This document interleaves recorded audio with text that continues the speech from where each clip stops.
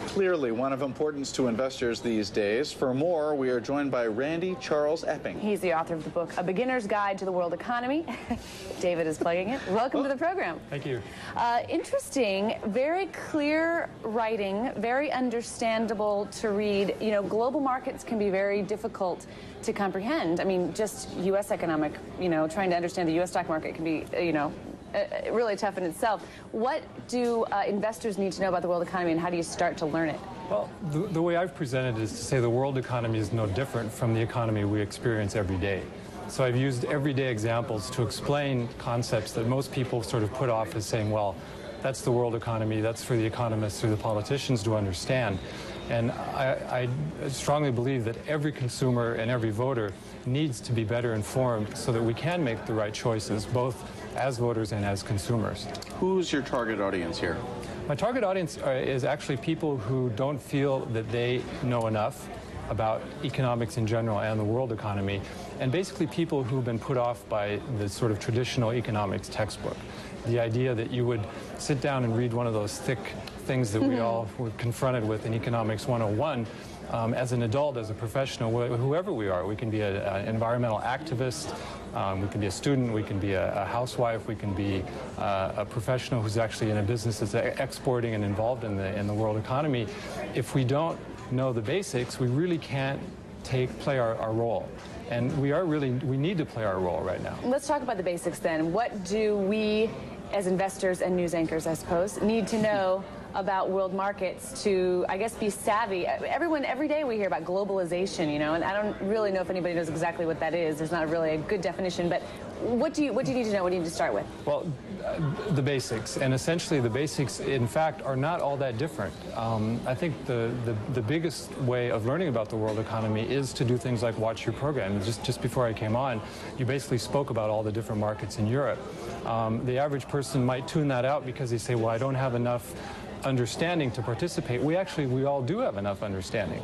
A lot of us are afraid because we've never been introduced to it. So the idea is that you introduce people to the world economy, show them that they can feel comfortable, and then they can get their news from television, from radio, from the internet, from the newspaper. The New York Times yesterday had 5 articles on the front page, 4 of which were related to the world economy.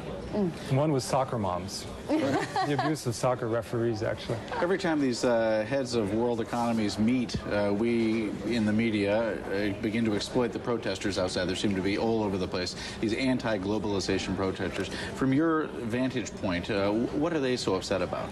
Well, they have their own agenda, and they have a perfectly valid right to have that opinion, the opinions that they have, which is basically that globalization is bad, it's exploiting people in the third world, it's exploiting people, it's harming the environment, they're talking about workers' rights.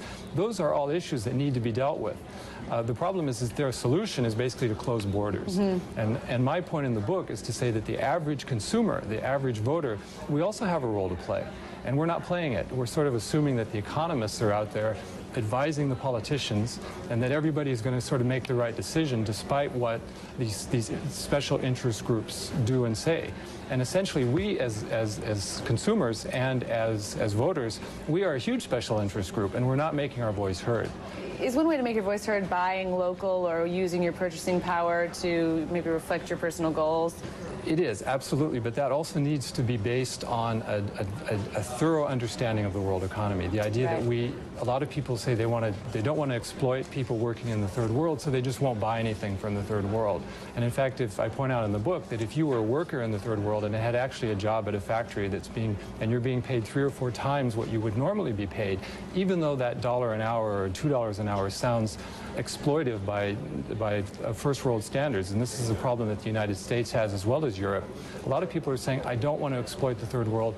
They're changing their consumption and consuming habits to reflect a sort of moral decision. The problem is that decision is having the exact opposite effect.